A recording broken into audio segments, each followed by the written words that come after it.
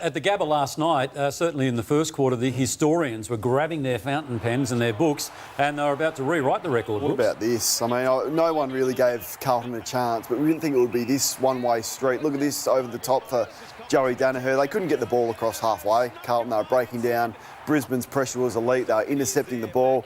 There's clearly some players underdone and out of touch like Doherty there, but to kick 60 points without Carlton scoring, it goes down in history as one of the poorest finals we've seen.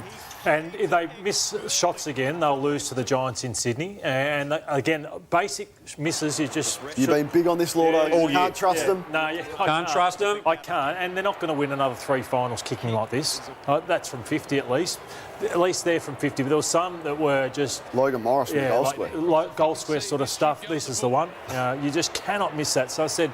They need to be at their absolute best and take every chance to beat the Giants the way they are playing. And it led to moments of panic that weren't even related to the goal kicking too, was it, Lord? I mean, they got back to within 31 points, the Blues, and again, no one was suggesting they were going to overrun them, but moments that don't relate to the goal kicking led to that situation. Yeah, started the last quarter. What's the latest with Jack Payne?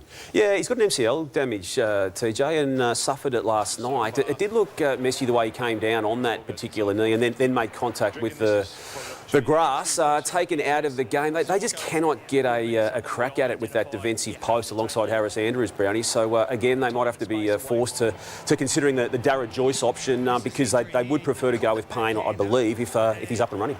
Keep the medical report coming, Nick Newman. Yeah, look, the AFL will look into an off-the-ball incident after a goal was kicked late in the game. We'll take a look at it now. Lachie Neale ran at him and he turns around and, again, whatever the AFL Match Review Office may want to do to Nick Newman, it has to be looked at what Lachie Neale did, I believe, anyway, in running at Nick Newman. Nick Newman was just minding his own business and turned around instinctively and made contact somewhere in that region to Lachie Neale. I mean, Lachie Neale does get targeted every single game, but no need for that in my eyes. All right, let's talk about the Brisbane Lions because they were red hot last night against Carlton. Yeah, they were red hot and kicked 60 points before Carlton had scored, and that came late in the second term.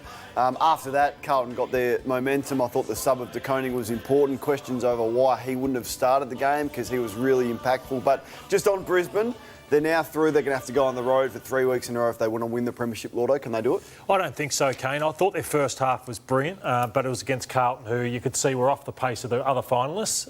Payne out's a massive loss for them. They'll have to bring Darragh Joyce in, and they just don't have the consistency of the other teams. So, yeah, I think they're up against it. Their best is still potentially Premiership winning, though, Lordo, in my eyes. Their best, if they can maintain it. I think the reason they finished fifth is they've been too inconsistent throughout this season. What do they need?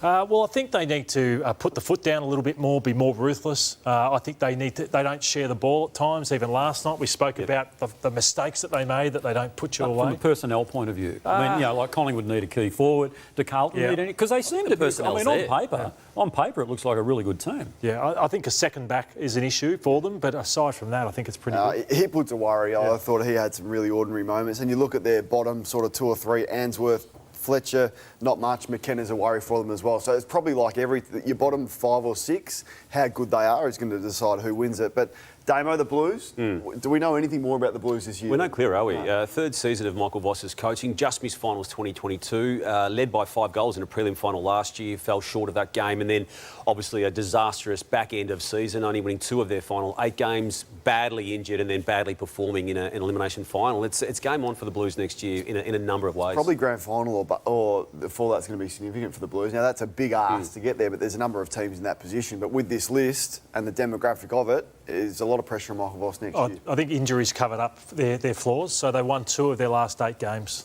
for the season. So I think it's game style, it's system, it's a bit of everything for Carlton.